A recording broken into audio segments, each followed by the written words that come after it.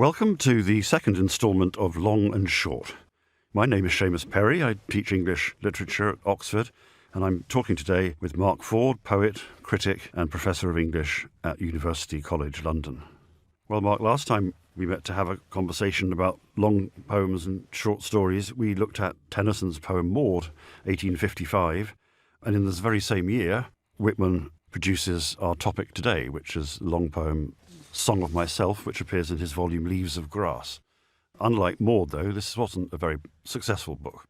No, and it is one of the extraordinary features of American poetry that the poet and the poem, which has become the most canonical in the history of American culture, was published, self-published, and then distributed by a phrenological society. Whitman was had a huge interest in phrenology. That's when people would read your head in relation to the bumps on it.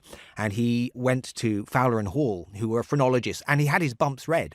What's astonishing is that it survives what they said about his head. And he doctored the scores. He bumped himself up a bit to give himself higher scores. So it was a self-published volume. He had it sort of set himself. He'd worked as a printer, so he knew about the printing trade. And it was distributed by these phrenologists. You would have thought this book would have sunk without trace. In most cases, it would have sunk without trace. But there were various aspects of it, of his campaign to get it known, because Whitman thought of himself as the great American poet. His career is as unusual as that of any poet I can think of in the history of poetry in English, that up until his early 30s, there was absolutely no indication that Whitman would be anything but a hack journalist. He wrote a temperance novel, which, despite all his claims that his poetry would somehow conquer America and everyone would read Whitman and understand American poetry because of Whitman, in fact, his best-selling book was his temperance novel in his lifetime. And the 1855 Leaves of Grass was self-published, but he sent it to Ralph Waldo Emerson, who was the preeminent kind of literary figure in America. And that Emerson was astonished by it. And Emerson greeted Whitman as the poet that he'd been looking forward to, the great American poet. And Whitman was so delighted with that sort of launched Whitman's sense of his career. It didn't help with his book sales enormously. The book kind of sold some copies.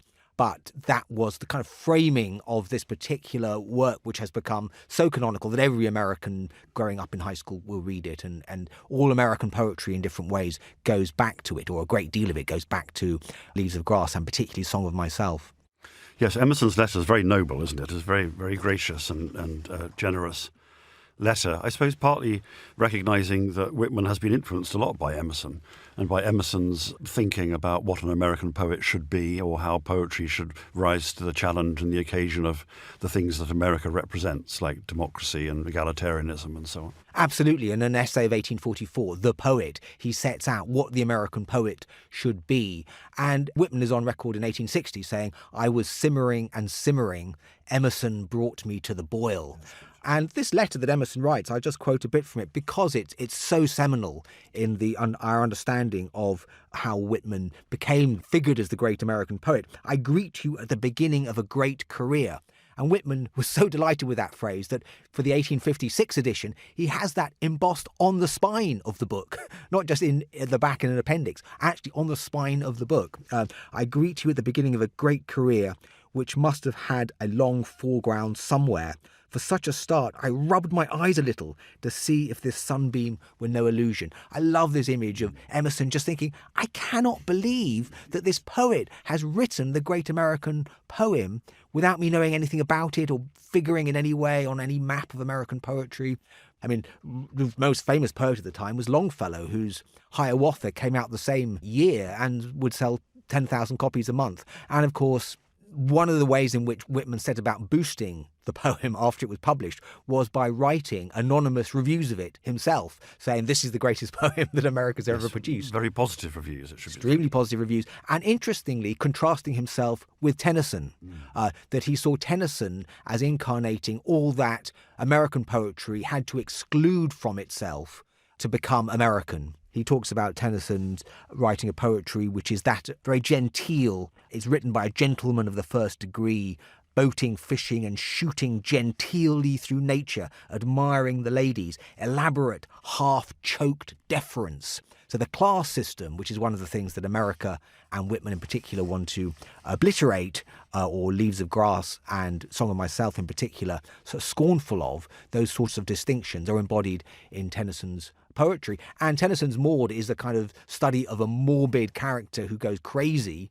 Song of Myself is a celebration of someone whose health and whose primary organic responses to nature, to society, are utterly healthy in every way and are a template for how the American ideal democratic hero figure, but also heroine figure, there are women figures in it as well, should be in difference, in a very different way to the European tradition. So, like many of the early canonical American texts, it's a declaration of independence, a way of separating American poetry from European traditions of poetry. Yes, and much later in his life, he writes a short essay, doesn't he, called A Note on Tennyson, I think it's called, where he's appreciative, he recognises Tennyson's genius, but at the same time sees Tennyson as being a writer who exercises what he calls finest verbalism.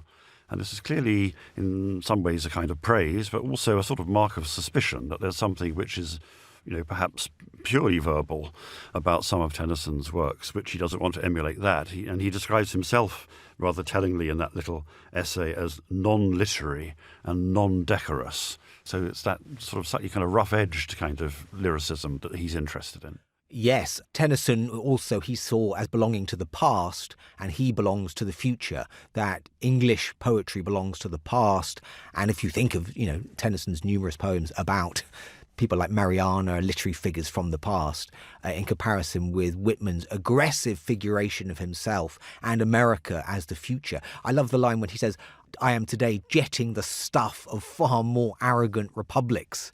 This notion of Whitman's own seminal spurt, to use another of his masturbatory phrases, is somehow begetting a democracy which will end up conquering the world. So there's a sort of twinning between the American selfhood, which is being celebrated in Song of Myself, and the concept of American democracy as exporting itself around the globe. And you must say Whitman's prophecy has to an extent come true.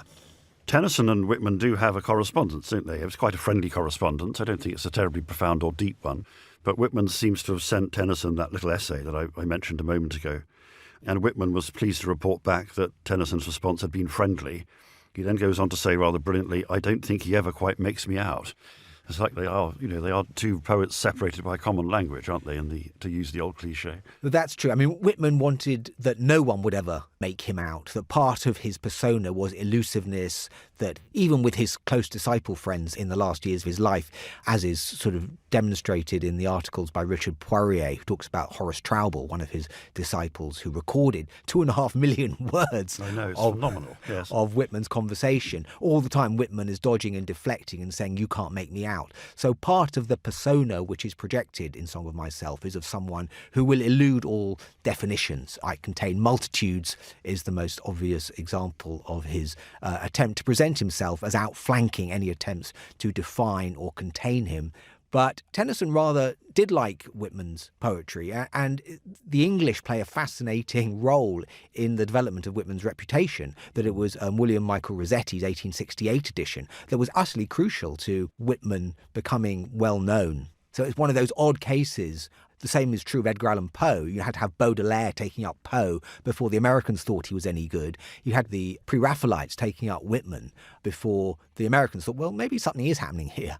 And he inspired an extremely, towards the end of his life, kind of messianic following among certain English socialists. I mean, Whitman wasn't a socialist, but socialists took up his poetry, which we should turn to in a minute, so we can give a sort of flavour of what is so exhilarating about it. I mean, he says, I was simmering and simmering and Emerson brought me to the boil. I must confess, I was simmering and simmering and Whitman brought me to the boil. I found reading him, when I came across him in my early 20s, the most exhilarating experience, poetic experience of my life. And rereading it for this session today, I'm afraid I was in tears. I just find Whitman's whole chutzpah, his exhilaration, his promotion, his confidence, and the new language and idiom that he invents, one of the most exciting things that literature has to offer.